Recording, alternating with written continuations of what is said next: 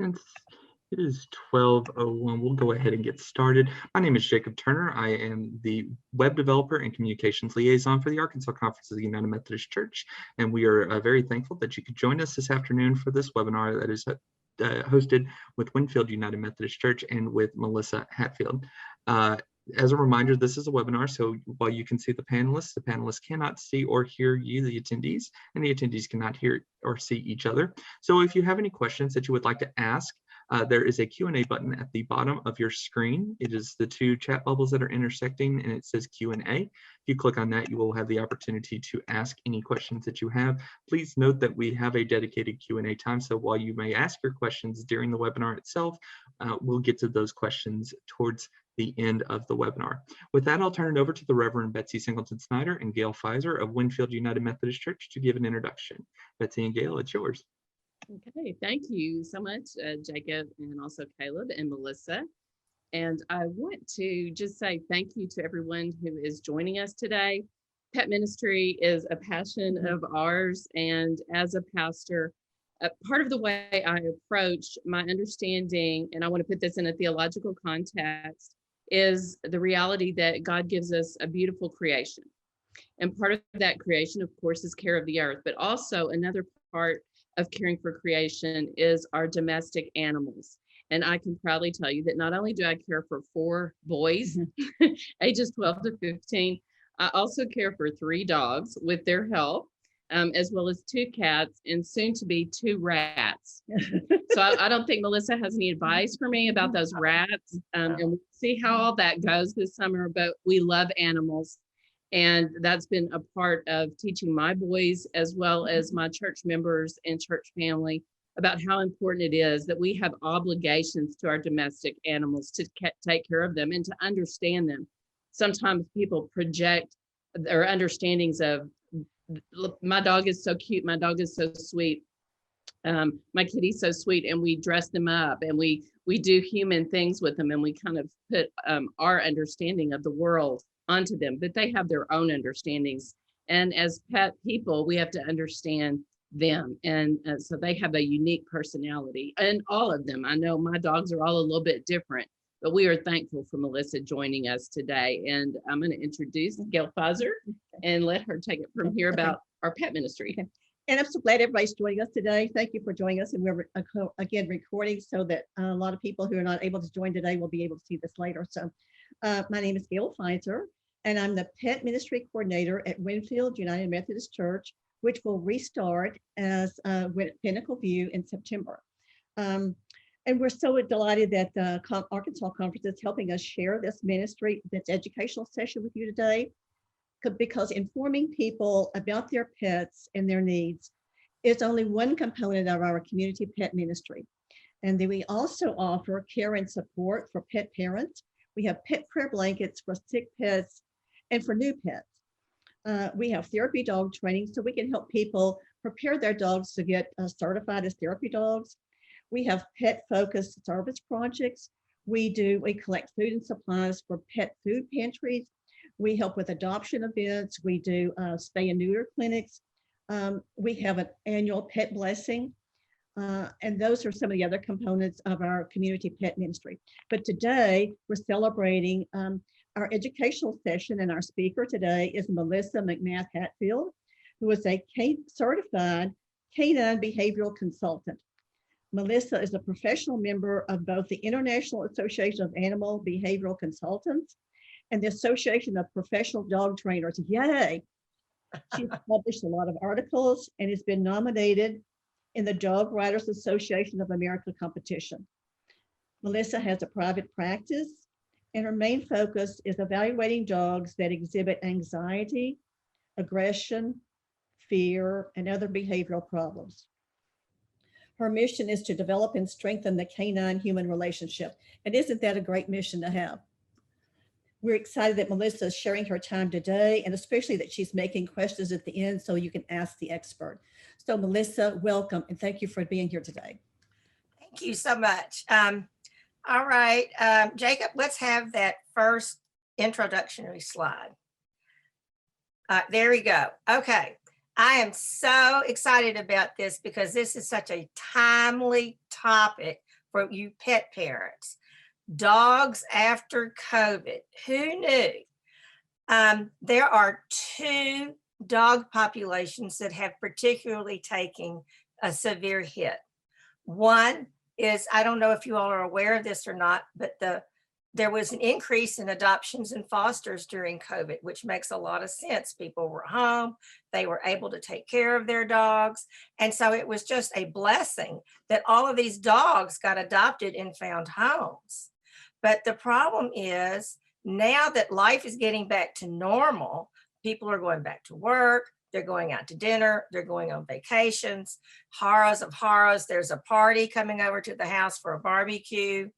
And a lot of these rescue dogs or newly adopted dogs did not have independent life skills. And so we're seeing reactive or anxious behaviors. So we're going to talk about independent life skills. The other dog population that has taken a hit are the puppies. And I call it the COVID puppy syndrome. Every dog goes through a critical period of development. That critical period of development is the first 16 weeks of that dog's life. There are many stages, but 2 stages that are very important in a dog's socialization is his socialization period with other dogs and his socialization period with humans. If a dog misses that, i.e. he's stuck at home, he didn't get to go to play day, he didn't get to go to obedience class, he missed it. It's not unusual to see emotional behaviors or behavioral problems exhibit, raise their ugly head when the dog turns 18 months old to 2 years. So what do we do about the dog who does not have independent life skills? What do we do about the dog who missed its socialization? So this is what we're going to do today. We're going to talk about prevention. We're going to talk about rehab for those dogs who are already exhibiting these issues.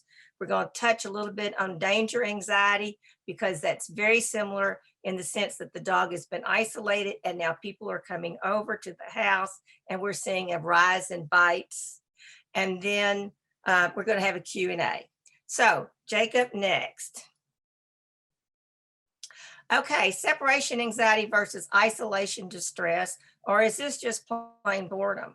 I can't tell you how many phone calls I get. Oh, my dog's suffering from separation anxiety. And during the assessment, I realized, no, he's just bored, right?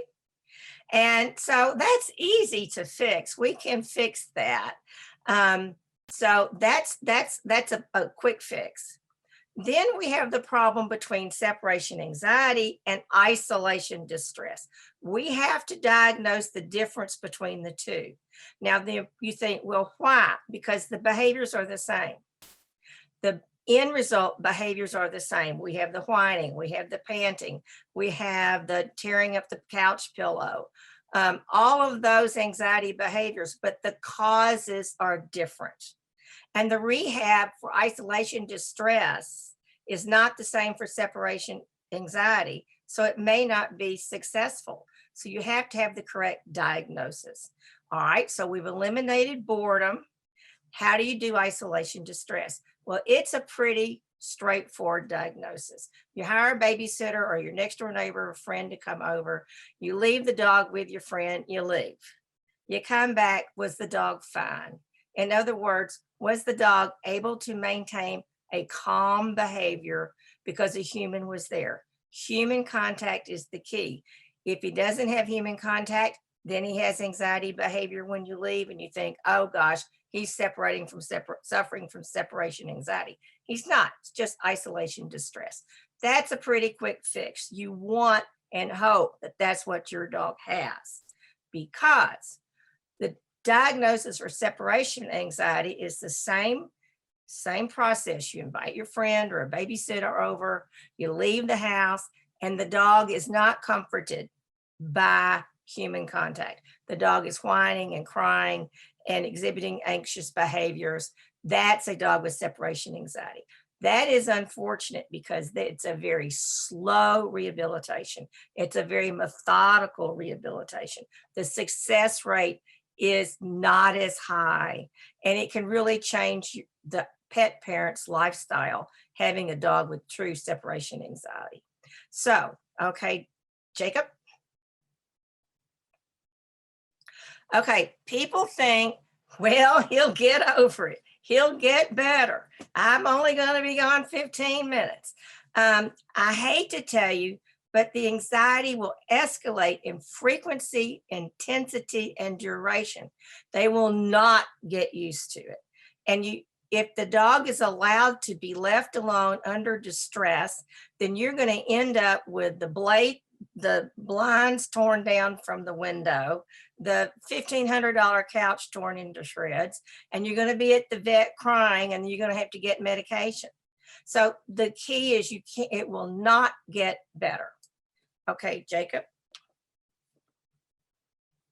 Okay, what is separation anxiety? Barking, whining, crying. Now remember, all of these behaviors are the same as in isolation distress, but the cause is different. Therefore, your rehabilitation is different. Destroying household possessions, depression, house training mistakes. And that's really a misnomer. The dog has not had a potty mistake. That is due to anxiety. It's not due to potty training, panting, pacing. These behaviors are not out of anger or out of spite or making you feel guilty because you went off and left your dog.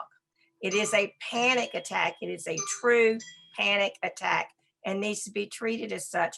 And a lot of times it will take medication. Okay, Jacob. Prevention. So we're going to talk about, remember, we've got 4 sections of this. One is the prevention. Any change, not any change, but for some dogs, especially these rescue dogs who do not have independent life skills, changes in their schedule and being left alone can send them in a tailspin. So you want to start practicing like, okay, we're getting ready to go on vacation. I'm getting ready to go back to work. You leave for small amounts of time. Remember, I said the protocol for separation anxiety is methodical. It's done in small increments over a long period of time. And you never, ever go to the next phase unless the dog is successful at the previous stage. You can't say, well, we're going to do 1, 2, 3, and 4 in a month. You can't go to the next stage until the dog is successful in that tiny little increment of behavior. You never leave a dog, if you're going to prevent separation anxiety, never leave a dog for more than 4 hours. I don't care how emotionally sound the dog is, preferably 2. Have someone come in the middle of the day, come home for lunch, exercise through play and walks before you leave. You know, a tired dog's a happy dog. Okay, Jacob. Okay, provide a Kong and other interactive toys, crate train or use baby gate if the dog is not anxious. I've had so many people say, well, my dog hates the crate, he'll tear it up, he'll whine and cry. And if you explore this further, you'll find out that possibly the dog was put into the crate, shut the door, and then they left. Well, the dog now knows that if I get put in that crate, I'm going to be left alone. So of course it's a negative association. So not all dogs have to be crate trained. So you can put them in a safe place. We're going to talk about that with the door open behind a pet gate. But if you can do a crate training, it's fabulous. It is not a cage. It is not punishment. It's a safe place. Change your patterns when preparing to leave because they start anticipating, look, mom goes and gets her purse, then she gets her car keys, and now I'm gonna get really anxious. Now my panties are in her wad because now she's at the door and all hell breaks loose. So change your patterns. Observe carefully when you watch your dog, what is the beginning first signs of anxiety, and have a really good book during at the references at the end on body language and calming behavior. There are 32 calming behaviors, and your dog will start showing you non-verbally when it's beginning to become anxious. You know, they cannot talk to us, but they are literally talking to us all day with their bodies. You have to listen to them with your eyes. Okay, identify the trigger. When does the anxiety begin? Is it when I pick up my purse, when I pick up my keys? So that's when your therapy starts, is at the first part of identifying that trigger. Okay, Jacob.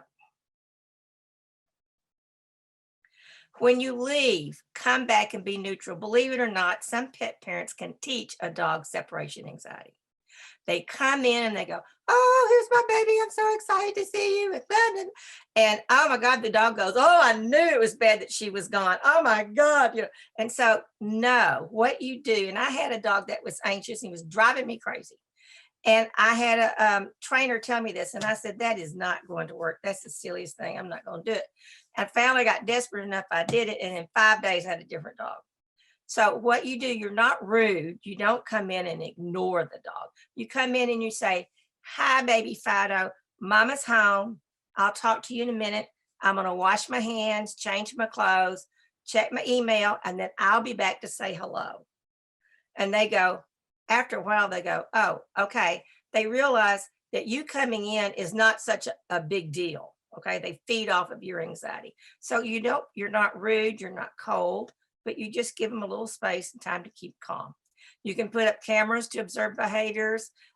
Always keep Fido confined. I have people with dogs with separation anxiety.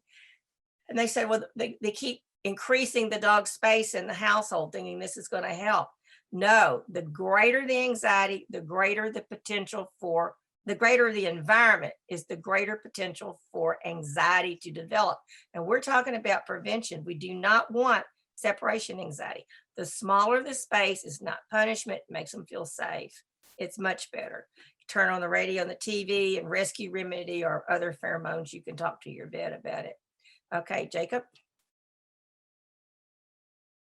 Okay, there are going to be some separation anxiety cases where you're going to have to talk to your vet about medication. I mean, if a dog is salivating, that dog has gone from stress to distress. Any dog in any situation that's salivating needs to be removed out of that environment immediately. So if your dog is doing that in any situation, you need professional help. Teach calming exercises, sit, stay, wait. Watch for changes in body language. I've got a really good reference on that. Leaving an anxious dog only makes him more anxious. He will not get used to it. It will escalate. Punishment upon arrival for destructive behavior will make separation anxiety worse and harm the human-canine bond. It may make you feel better. You can go out in the garage and scream and yell and kick the garbage can, but do not fuss at this dog. Okay, next. You want to create a safe place. Remember, we talked about not all dogs can be crate trained because of a bad experience, but it's still part of the household activity. Does not mean it's in the garage. Do not isolate the dog, but make the area a small area. The larger the area, the greater the chance for anxiety to develop. You put your crate in there with the door open. Always keep the door open if you have a dog that's anxious in a crate. Never make them feel like they're stuck in there. Put up a baby gate exercise pen. It's never used as punishment. And you don't put him in there and then leave. You put him in there 30 minutes before you leave. And you put him in there with a Kong. You put him in there with his favorite toy. So he gets something that he loves so much. It's like, well, Mom, don't you have to go somewhere and do something? Because I really want to go in here and get this wonderful toy. But he only gets it when you leave. Okay, Jacob? Okay, you want to feed their meals in there. And if you feed once a day, then divide the meals in half. So they really need to be fed in there twice a day because this is their safe place. You put them in there while you do the dishes. Remember, this is close to where you are, where the dog can see you or where your computer is. You provide the favorite toy. And a good game is you throw treats in there, let the doggy go in. He walks out on his own. He doesn't feel trapped. You throw treats back in there again. He walks in there. You do that several times, and then you repeat that throughout the day. And he's being fed in there, and he gets his favorite toy in there. It doesn't take long for him to realize this is my safe place. Okay. Leave for small increments. Come back before he whines. Now, as humans, we like to say, okay, we're going to do it for 30 seconds. Well, if your dog can only do it for 10 seconds, then you do it for 8. He always has to win. Okay. If he's still anxious, you can sit close, but ignore him. We're not going to coo. We're not going to baby talk. Remember, that reinforces the anxiety. Take a good book, get you a cup of coffee and sit next to him. Slowly get further and further away from the safe place, okay? Practice that multiple times during the day. I tell my clients to do this on a weekend. By Monday, you should be in pretty good shape. All right. Okay, you're going to go in here. I'm going to go get the mail. You're going to get in here after a couple times. I'm going to get the mail and walk around the block. You're going to go in here, and then I'm going to go to the grocery store and come back. Slowly increment in time, increase. Okay, Jacob. Okay, reconditioning. This is going in, we're now out of the prevention phase, but we're into the therapy phase. Reconditioning focuses on changing your dog's reaction to your leaving cues, i.e. picking up the keys, gradually working up to going out the door. Okay, I had a little dog, the same little dog that was driving me crazy when I came home. When I pick up a leash, he would just go bonkers. And again, the same trainer told me this. I said, I'm not doing that. That's silly. Well, okay, finally I did it and it worked. 3 days we were done. Pick up the leash, whatever it is that's causing this dog anxiety, and walk over and put it on the dining room table and then go out the door. And he goes, wait a minute. I was getting all excited. I was going to go on a walk. And you do that multiple times during the day. Again, over a weekend, these exercises are great because you can do it multiple times in those 2 days.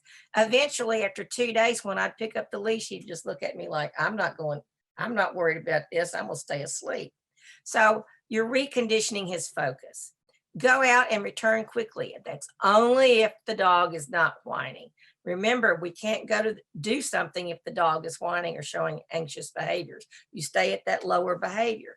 You can go out the door and come back in, give him a treat. Go out the door, come back in, give him a treat. Then you go out the door and count to 5 if you think he can make it. If he can only make it to 3, stay 2 seconds. Practice changing your pattern when you leave, but don't actually leave. Eventually walk out the door and come back in, offer a treat. Okay, Jacob. You walk in before the dog gets upset. I've had so many clients say, well, he's whining, well, we don't want to leave a dog if he's going to whine, he's not ready. If he can have his Kong and he knows his safe place, you've already got him conditioned to that, then you feel like you can walk out of the room and come back in. And, he doesn't even really know you've gone out, but it's got to be slow. And you want to repeat and repeat this. Make sure he has a distraction like the Kong, and always stay below threshold. Threshold is the dog is not anxious. If the dog is anxious, you have to stop and you go back. He's not ready for me to walk out of the room. He's not ready for me to go out the door.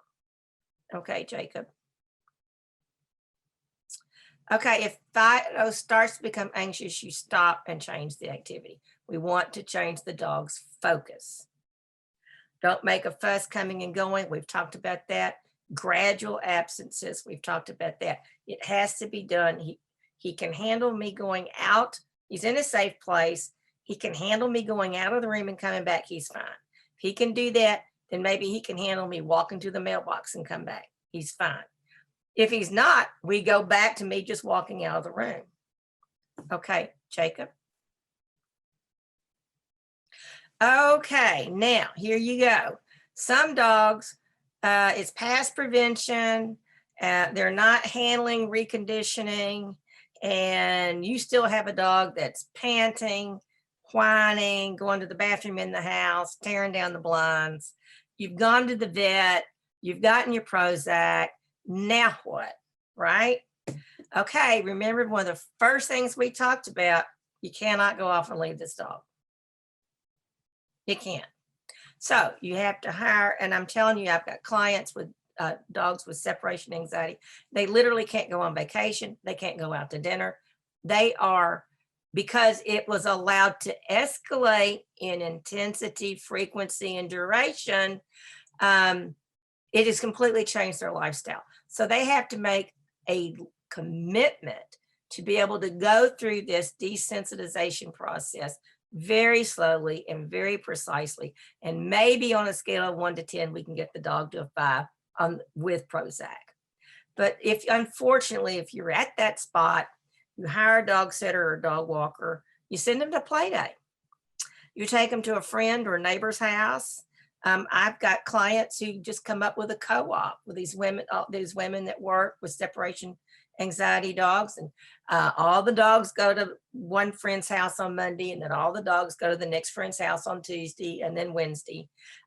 Some people allow you to take them to work. That's great. That's only if they have good manners. We've already talked about hiring a sitter, and never leave your dog alone until he's comfortable. So that's why the prevention is so important. Okay, Jacob. All right, Amazon is a great resource for interactive food and toys for dogs, food toys for dogs. You get your Kongs. Now, you know, you could get, I get 2, you put them in the freezer, you fill them up with that squirt cheese, and then you have one that's filled with peanut butter, and then you freeze it, and they get that only in the safe place, only when you leave. Enrichment toys. I like Busy Buddy Bones because they can't swallow it. You have to get it appropriate size for your dog, of course. But Amazon Busy Buddy Bones, the wobble ball is hysterical. Now, it probably will drive some people crazy. It drives my husband crazy. It's a little ball, and it has about 30 different sounds. It has a horse, it has a cow, it has a doorbell, and it just decides at will which one it's going to do, and it'll scare you to death. You'll be walking down, any kind of vibration makes it go. But it's great for puppies who have missed their socialization. And it's good for active dogs. When you're gone, you want to give them something to do besides sitting there worrying about themselves, being all by themselves. Okay, we talked about the calming agents, the pheromones, and a thunder shirt. A thunder shirt works about 80% of the time. But if you're one of the 80, it's really good. It helps keep dogs very, very calm. And all of this can be found on Amazon.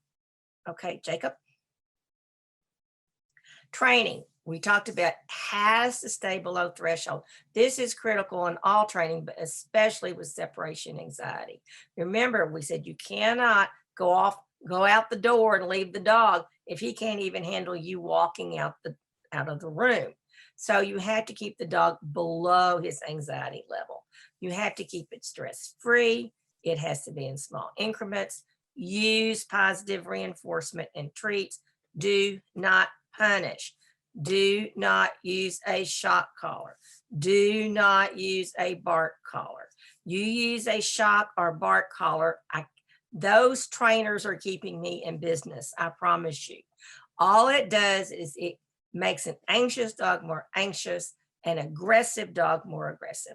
And these trainers are doing it because they don't know how to personalize a rehabilitation or training protocol for that dog's genetics, for that dog's temperament, for that dog's human pet parent capabilities, and that dog's environment.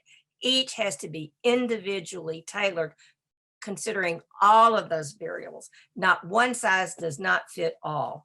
And there's a tremendous amount of research on how it ruins the human canine bond, and it causes emotional problems. And then I get the phone call, right? Okay, Jacob. Stranger anxiety. Okay, we're seeing this. This doesn't have anything to do with separation anxiety, but it is dogs after COVID.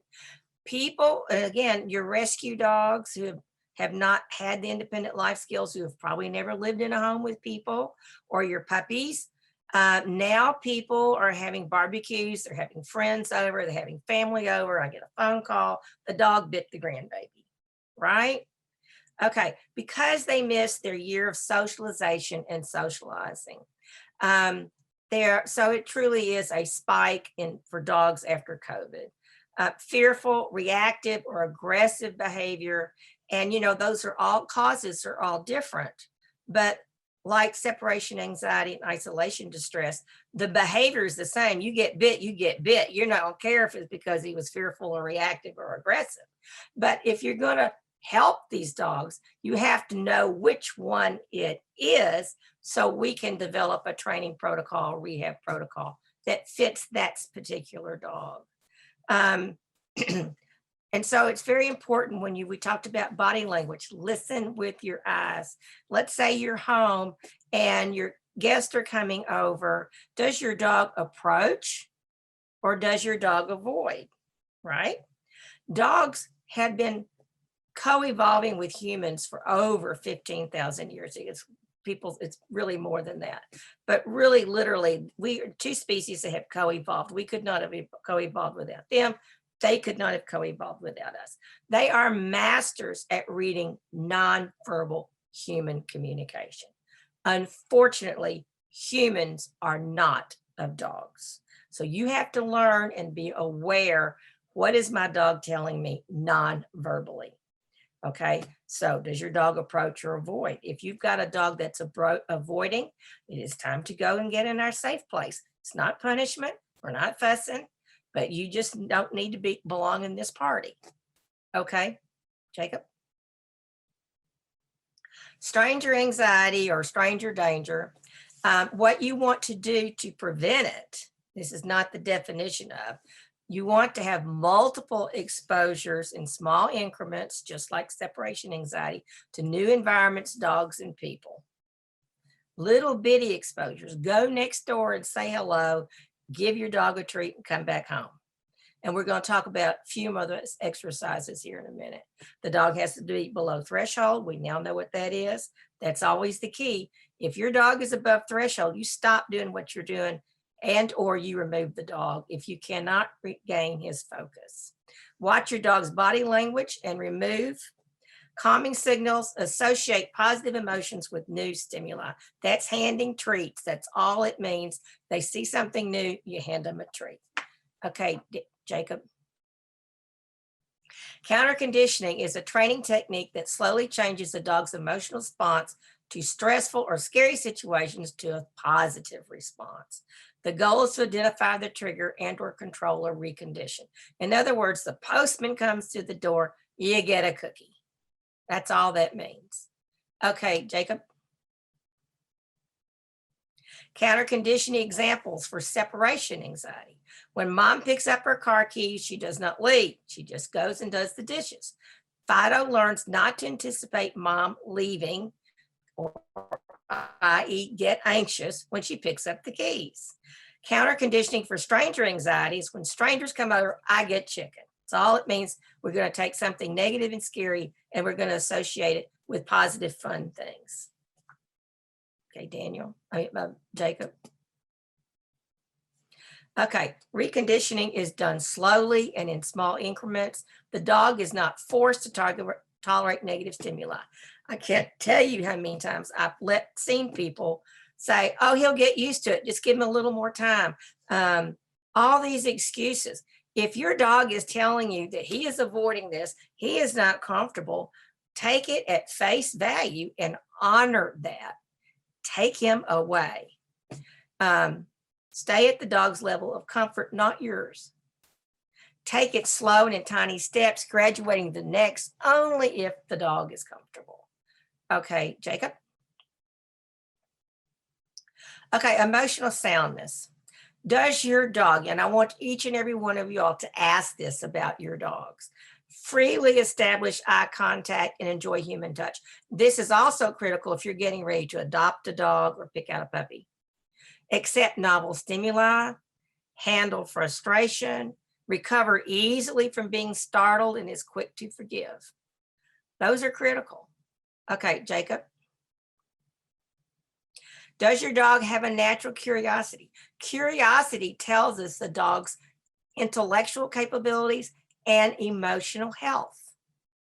Does he respond to play overture spontaneously? Does he enjoy and seek human companionship? When you go and adopt a dog and that dog is not seeking human companionship, you should have a red flag. Remember, dogs have co-evolved with humans for 15,000 years. That is an innate response to be with humans. And do they pass the startle reflex test?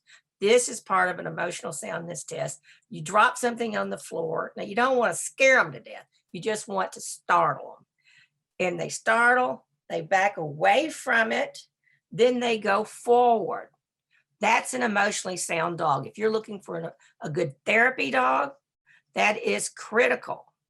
If the dog is startled and backs away and then runs under the bed and you spend 3 hours trying to get him out, that's not an emotionally sound dog. He's certainly not going to be your therapy dog. But you want emotionally soundness. If you don't have it, you need to really pay attention to the dog's body language when he gets around other people or other dogs. Okay, Jacob? Does your dog appropriately greet new dogs and humans? Shows no sign of fearful, anxious, or aggressive behavior. Enjoy new environments and new stimuli. All that's pretty obvious, but we know that a lot of dogs with separation anxiety do not pass these criteria. Okay, Jacob. All right, positive emotions, innate desire to be around humans, innate desire to be around other dogs. Now, that's not necessarily 100% true.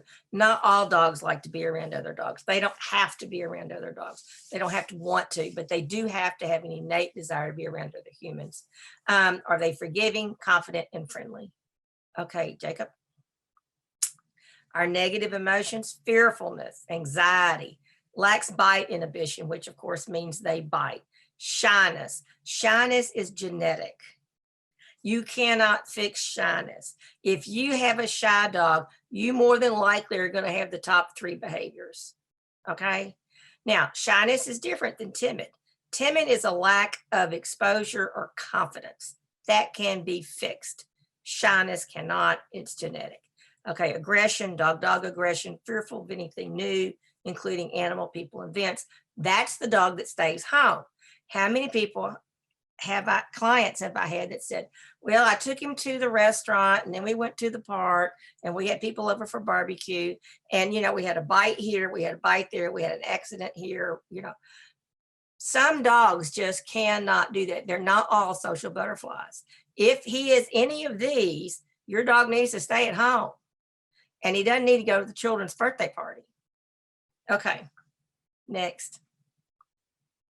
Socialization. Socialization provides a wide range of experiences, builds confidence, and increases social skills. Puppy class or play day. Remember, our COVID puppies didn't get that. They didn't get obedience classes. But if the puppy looks like he's not having fun, then he's not. Dogs are honest. And if you learn to read your dog's body language and learn to listen with your eyes, they will tell you. If he's not having fun, he's not having fun. Remove him. Gradual exposure to novel stimuli, watch their body language. Socialization has to be appropriate. In other words, is your dog receptive or resisting? Okay, Jacob. Okay, the key is quality of experience versus quantity.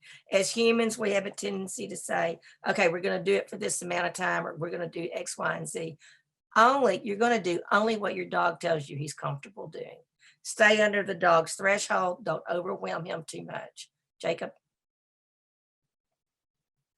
All right, social skills, meet and greets, leash walk, ability to ride in a car, go in and out of the veterinarian, take food from hand, receptive to petting. If your dog can do all this, then he can go to the dog park. He can probably go to the children's birthday party. If he can't, he needs to stay home. Okay, these are emotionally sound dogs and they're socialized. Okay, Jacob. They come when they're called, leave it. Receptive to being handled and groomed. They have bite inhibition. They sit and wait when asked. Okay.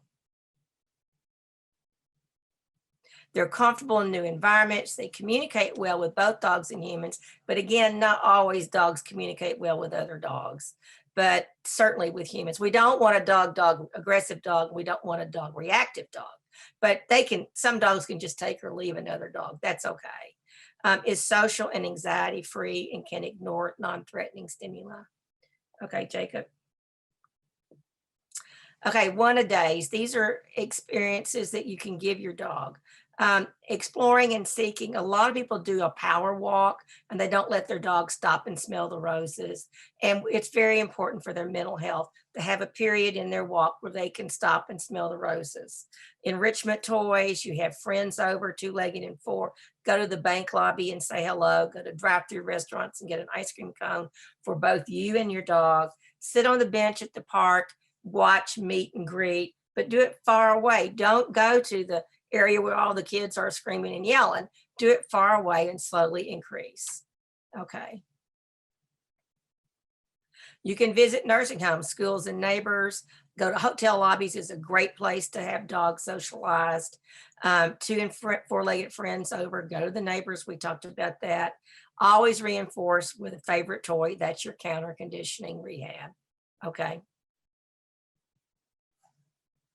Change associations from negative to positive through treats. Go small and go slow. Okay, Daniel. Okay, now we're at the resources. You can always go to akc.org, Amazon for your enrichment toys, the Kong Company, Melania DeMartini has a great online training. AKC Good Citizen, Google it. There are 10 steps. If your dog can do that, you probably have an emotionally sound dog and he can go out in public and you can feel very safe. On talking terms, this is the one with the nonverbal body language I wanted you all to get. On talking terms with your dog's calming signals. There are 32. Those signals of the dog will tell you, I'm getting anxious, you're getting ready to leave, I'm uncomfortable. And then desensitizing your dog to separation. So I appreciate your attention. I appreciate this opportunity. I had fun. You can tell that there are many levels of separation anxiety, that it can be a long, drawn out process, but so you need to get help, go to your vet. But now we're open for questions and answers.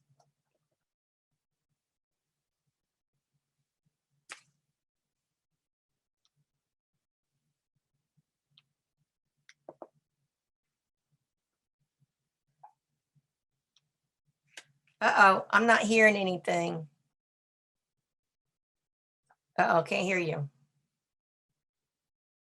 Can you hear us? Now I got you. Sorry. Okay. Thanks, Melissa. We're both experienced pet parents and we're sitting here taking notes. So if that was just so helpful, we could just identify.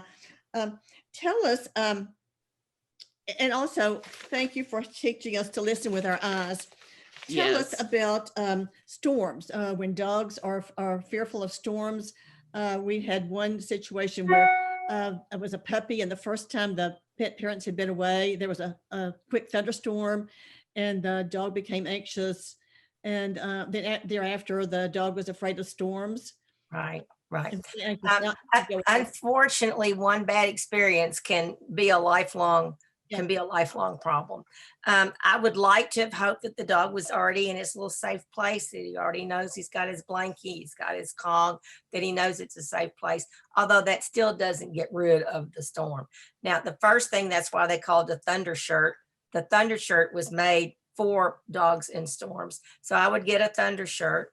I would go and get some calming pheromones. You can order those online, put them on a kerchief and put it under his neck. And what I also would do is go to the vet and get a little pill. Yeah. I mean,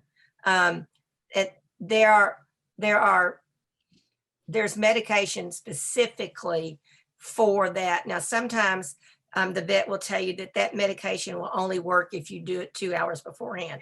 Well, you know, real life means that's not going to help. So you got to have the Thunder Shirt, but in a safe place. But now if you coo and coddle, you can be calm, hold the dog, be calm, be matter of fact. That's very comforting. But if you're anxious, then of course, the dog gets anxious. Yeah. Okay. And tell us the best toys to leave with dogs that they don't choke. Tell us again the best toys. That Kong, I know I've talked about that all day, but that is an excellent toy where they cannot choke. And I have friends and colleagues who will give their dog a bone when they leave the house. Well, there's no way. No. You cannot do that. When I give my dog a bone, I am standing there at the kitchen, and on the kitchen counter, I have cut up little treats. So I can trade once that bone gets too small. And so that's the only way my dog get bones. But the Kong, I think, is absolutely the safest. Rawhide is terrible. Yes. It gets soft and it gets down their throat, and then you got to pull it out if you're lucky. So they can't have that. So whenever you give a dog a bone, you have treats ready to trade when it gets small. Yeah. Thank you. Uh, we had down, we need to remind people that the dogs get tired. We've seen that with our therapy dogs, that they go on an outing and it's exhausting. It is exhausting. And for them, and I just think that people need to remember when you're taking your dog places, yes, a lot of I have an English Cocker that's very social, but they still get tired. And you have to watch them, you have to observe them and know when it's time to go home and let them sleep it off. Right, absolutely. I was at Branson the other day, and I know these people thought they were doing their dog a favor. They had taken him out on a wonderful day outing. That dog was so frightened, so absolutely, totally frightened. The dog went from distress. She was in distress because they were not reading the dog's body language. But, and I have been in therapy sessions where the dog is exhausted and they just keep going. They're not paying attention to this dog's, so that the calming signals is very helpful book. There are 32 calming signals. And once you learn those, but the increased panting. Now in the heat, I want to tell you a little trick. You may already know this. If a dog's tongue is hanging straight out, he's tired or he's hot. If a dog's tongue is hanging to the side, that dog needs to go home fast. That dog is overextended.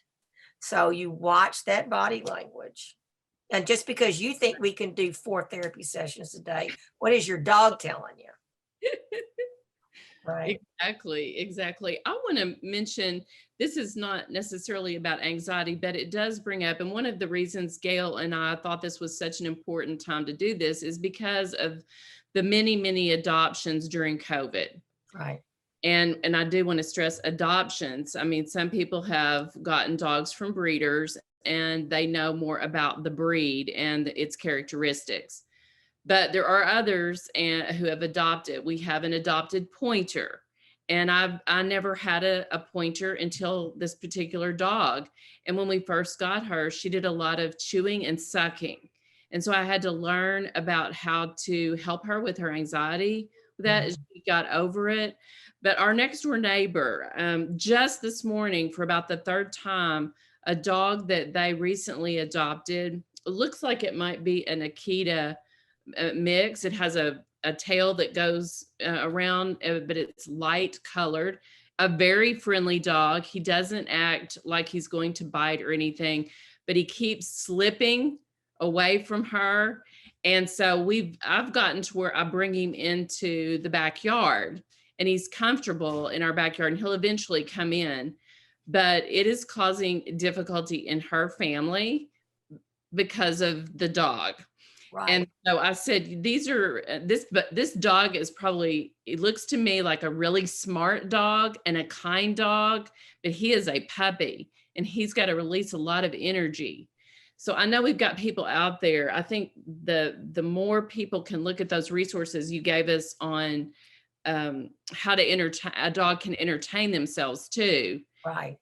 Would be helpful. I'm going to make sure she gets this webinar. I mentioned it to her this morning after we got her dog safely secured, but people just don't expect and anticipate problems and think about dogs being unique. Right. People get a dog and in their mind, I don't know why I can't take him to the children's birthday party. I don't know why I can't take him out to dinner. I want to take him to Branson for the day. And the dog is saying, no, I can't do this. And they're not paying any attention.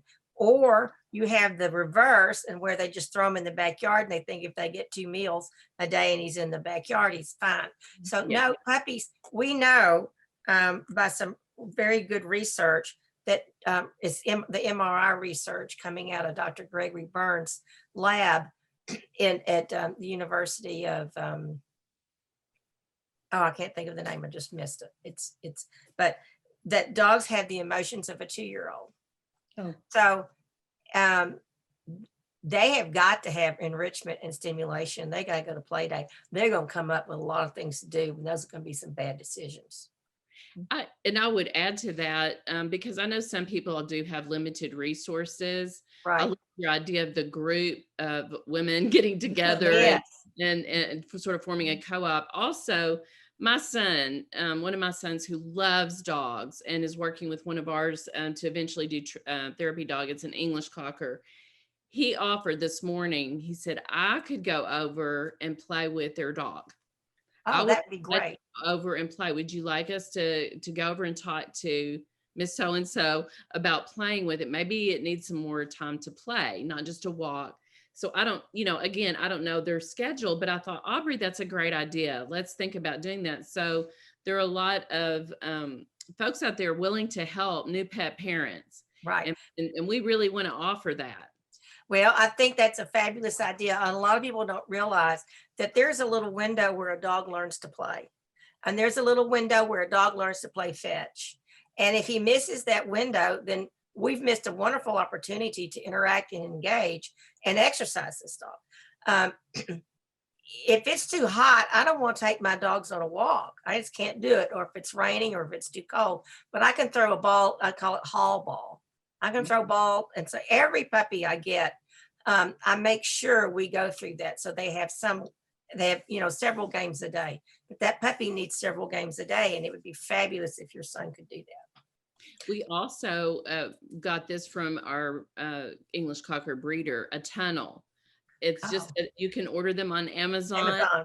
It's a little tunnel and you can secure it, but you can take the little straps off and pop it out. So if it's raining or it's a bad day or a hot day, he gets on, two of my boys get on either end and encourage the dog to come back and forth. And there's usually a few treats at the end of, not all the time, but interspersed in there. Sure. And that's a fun way to play. It's a fun way to play. Get on Amazon, you'll find all kinds of toys. Tell us about if you're going on vacation and you've got a dog, someone, a house sitter or a dog sitter, any special instructions about, I know that you've been pretty thorough in this, but anything else that you want to tell us about when we're away on vacation? Well, I know it goes without saying that, that dog sitter has got to know your dog. Yes. Right. And it can't just be a new sitter. So if it's going to be a new sitter, the sitter has to come over and visit with the dog for a couple of sessions, maybe for an afternoon, just for 30 minutes or whatever. I like for my sitters to take my dogs to McDonald's and get a little pup cup ice cream because it sort of passes the time. But no, she's got to know her dogs and she's got to know those dogs. And for people who are working or cannot come home during the day, that's an awful long time for a dog to be home. Right. Well, first of all, you hope he's not in the crate for all that time. Yes. The rule is 2 hours, no more than 4. So that's where the safe place with the crate with the door open in the pet gate. And of course, in the ideal world, you hope they can go out and come back in. They have access to go out and come back in, then you don't have to worry so much about the dog leaving them so much. You can have, I have clients who have their mother-in-law or their neighbor come in. Did the dogs come in? Yes, they did. I love it. I can tell by your faces. I was reading your faces. Oh, hi, baby. I love it. It was just like on cue. They opened the door. They opened the door and came in. They knew. Yeah, as we're concluding, yes. That was perfect. I don't know if there are any other questions. I haven't seen any other questions. Have you guys? I want to remind people, if you do have questions, the Q&A button is at the bottom of your Zoom screen. It's below Melissa and Betsy and Gail's videos there. You'll click on that Q&A button. It's the 2 chat bubbles that are intersecting, and you'll have the opportunity to put in your question there so that the panelists on this webinar can see and respond to the question. So again, that's the Q&A button at the bottom of your Zoom screen. Just remind people that that's where that is if you do have any questions. And I know that Melissa was very thorough in this, so maybe it's kind of like, but we had written down a lot of extra questions, but Melissa basically covered everything. Yeah. Oh, good. Oh, good. I wanted to cover the pet parent who has the adopted dog and the puppy who missed our year of socialization. That's right. Because we forgot about those things. And we just finished at our at our pet ministry church, we just finished therapy dog training. So all the things that you were talking about, Oh, here comes the one. commands that, so we just went through all of those. So Oh, that's good. so they just got their AKC Canine Good Citizen blue ribbons this weekend. That's fabulous. And I strongly recommend, if you don't want to go get the certificate, at least get online AKC and Google Canine Good Citizen and work on the 10 steps. You know, that makes for, During the pandemic, you could even video your dog doing those commands to send that in to get your certification. So they've never really stopped issuing those, but luckily we can do that in person now. great. That's great. We just had a request for a link, and Jacob, will you be able to give that? Where this will be recorded. There I am. So yes, so we have recorded this entire session. Where it will be available, I'll go ahead, if you'll give me just 1 second. This will be made available on the Arkansas Conference's YouTube channel here sometime within the next day or so. I'm going to be putting that in the chat so that everybody has a link to it. youtube.com/ArkansasUNC. It'll also be on the conference website. And Betsy, I believe we're sending this link over to you to put on Winfield's website as well. So there will be multiple places you can find it. It will be listed under the title of this webinar, Home Alone, Preparing Your Pets for Separation and Stranger Anxiety. So if you can't find it with any of those links, if you just type that into YouTube search, you should find it. Again, it'll take us a day or so to turn this around, but we will get this on the internet and on YouTube as soon as we possibly can. As we get ready to close, a reminder to everyone out there, one of the facts that Gail and I learned over the course of the last year and a half is that in America, there are approximately 86 million homes that have pets. A lot of them are dogs. And there are about 37 million homes who have children. Now, we love ministry to our children, but we also believe, again, because we have responsibility to our domestic animals. Melissa mentioned that the emotional intelligence really and emotions of a dog are about a 2-year-old. We want to be responsible to the animals that we adopt and care for. And so I think this is such a timely topic with the 12 million plus people who have adopted pets, especially dogs and cats during this time. Melissa, you're just a jewel. What a gift today. I really, you have covered so many things for us. What did anything you wanted to say? That's perfect. Yeah. And thank you so much again. I think a lot of people who are not able to join online here would be seeing this, and we had a lot of shelters, we have a lot of rescue organizations, a lot of folks like that who are interacting with. So this went out to all the pet community, and there was a huge response because this is a big topic right now, and we want to be responsible and care for our pets. And you've given us a lot of ammunition to do that. We had, I think, Jacob, we had that slide for, we wanted to direct people to the Friends of Prairie Grove Pound. This is Melissa's favorite nonprofit. You can donate online by going to that website, or you can send a check to this address. So we all want to support each other in our a love of pets, and so we do want to direct you to Friends of Prairie Grove Pound to let Melissa know how much we have so appreciated her sharing her knowledge. It's just so wonderful to have access to an expert and to be able to see the thorough things that she's gone through for her to share with us to help us be better pet parents. So we would direct you to Friends of Prairie Grove Pound.